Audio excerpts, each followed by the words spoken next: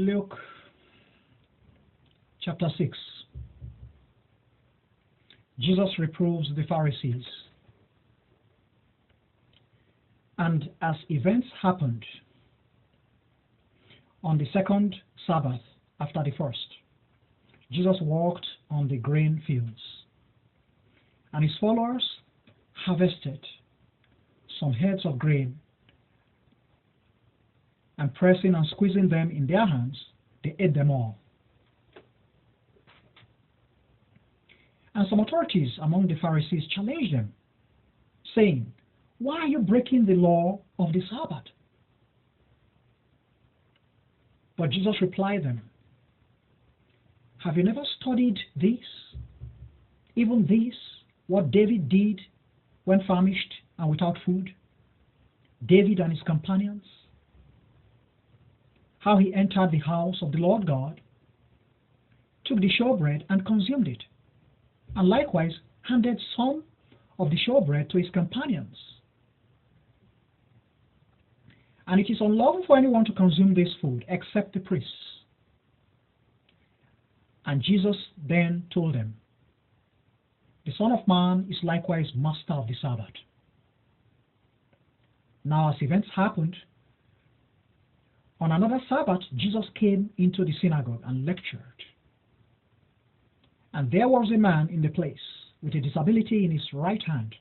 The hand was withered. The scribes and the Pharisees then observed Jesus intently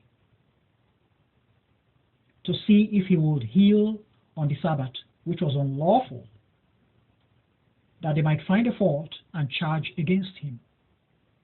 But Jesus was quite aware of their deliberations. And so he told the man suffering from a disability in his hand, "Please get up and stand over there." And he got up and stood as he had been instructed. And now Jesus told them, "I shall ask you a question. Is it allowed by law to do good or to do evil, to save life or to destroy life on the Sabbath?" And after Jesus had observed all of them well enough, he told the disabled man, "Thrust out your hand." And so he did. And his hand was healed, becoming healthy just like the other. But they were filled with hot anger and quite bitter, and deliberated among themselves what they should do to Jesus. And as events happened, in those days, Jesus proceeded to the mountain to beseech the Lord God. And he continued to entreat the Lord God throughout the night. And when the new day appeared, Jesus invited his followers to himself, and he chose 12 among them. These 12 he also called apostles: Simon, whom Jesus also called Peter, and his brother Andrew, James and John, Philip and Bartholomew, Matthew and Thomas, James the offspring of Alphaeus, and Simon, whose alternative name was the Zealot, Judas the offspring of James, and Judas Iscariot, who became disloyal and a betrayer of Jesus. And Jesus proceeded in their midst and stood on a plain area with a throng of his followers and a vast assembly of faithful from all Judea and Jerusalem, and from the coastal districts of Tyre and Sidon, who came over to listen to him and be favored and healed of their sicknesses. And also those who were possessed and harassed by evil and unclean spirits. They were all healed and released. And the entire masses of faithful longed just to touch Jesus, for the power of God moved drastically from Jesus, healing everyone around him. And now Jesus raised his eyes and looking towards his followers, said, "Blessed are you, the poor, for the kingdom of the Lord God is yours. Blessed are you, the hungry, at present, for you will eat and be satisfied. Blessed are you, crying at present, for you will rejoice and be glad. Blessed are you, healed. Blessed are you, hated by men, despised and rejected, blamed and insulted, defamed and libeled, for the sake of the Son of Man. Be happy on that day and exult, for in fact, you have a grand reward above in paradise. For their fathers mistreated the prophets in a similar way. But you who are wealthy, woe betide you, for you have already received your comfort. You who are contented, enjoying wealth and an abundance, woe betide you, for you shall become famished.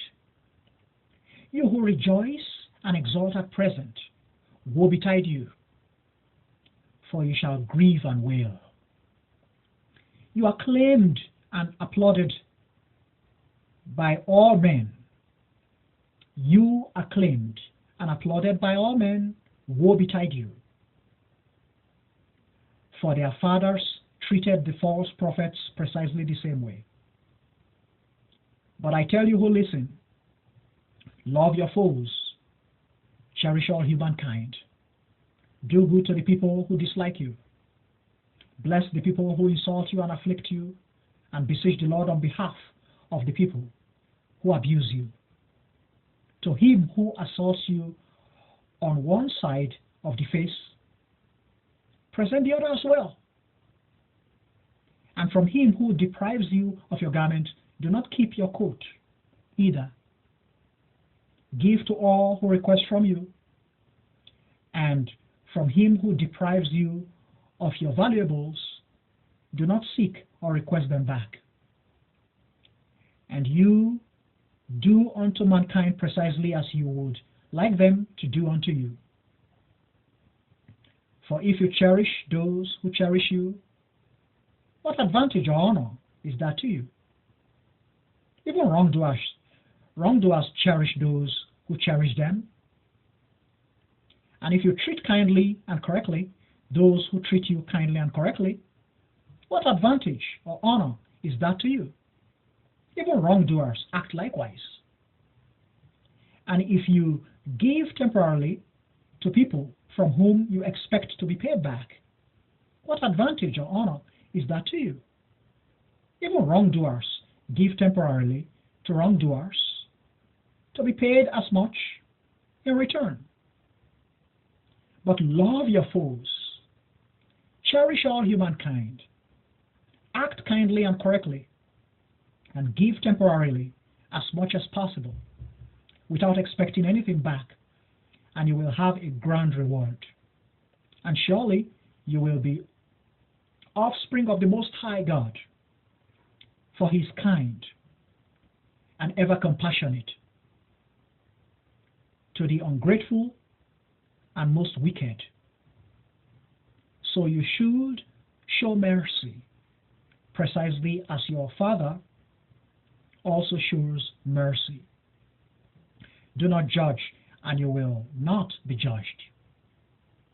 Do not declare others guilty, and you will not be declared guilty.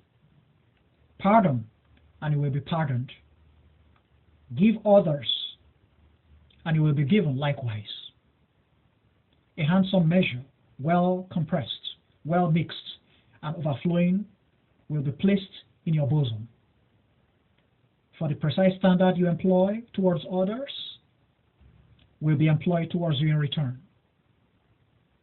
Then Jesus told them a parable. Can a blind person guide a blind person? Will they not stumble altogether into a trench? A follower is not over his instructor, but every person who is thoroughly instructed and disciplined will be like his instructor. And why do you behold the little spot in the eye of your brother, but do not perceive the log in your own eye? Or how can you tell your sibling, brother, allow me to take off the particle in your eye, when you do not even perceive the log in your very eye? You pretender, first take off the log from your very eye, and at that point you will see easily enough, without difficulties, to take off the particle that is in the eye of your brother. For a tree with desirable qualities does not produce fruit with undesirable qualities, nor does a tree with undesirable qualities produce fruit with desirable qualities. For each tree is recognized by its very fruit. Men do not harvest figs from thorns, nor do they harvest grapes from a bramble or blackberry forest. A man of virtue, from the treasure of virtue in his mind, produces virtue. But a man of vice, from the treasure of vice in his mind, produces vice. For his mouth converses from the abundance in the mind. And why do you address me, Master, Master, but do not act in accordance with my teachings? Anyone who approaches me, hears my teachings, and acts in accordance with them, I will unveil to you precisely whom he is like. He is like a builder constructing a house, who dug far into the earth and established the foundation in the hard rock. And so, when the floods occurred, the waters beat quite forcefully against the building, but could not move or ruin it, for it was well established on a solid rock. But he who heard my teachings and did not do anything to follow or practice it is like a builder who constructed a house on bare earth, building lacking a proper foundation, and thus established it nowhere. And when the floods occurred and the waters beat forcefully against the building, down it fell without delay. And great was the doom that befell that building.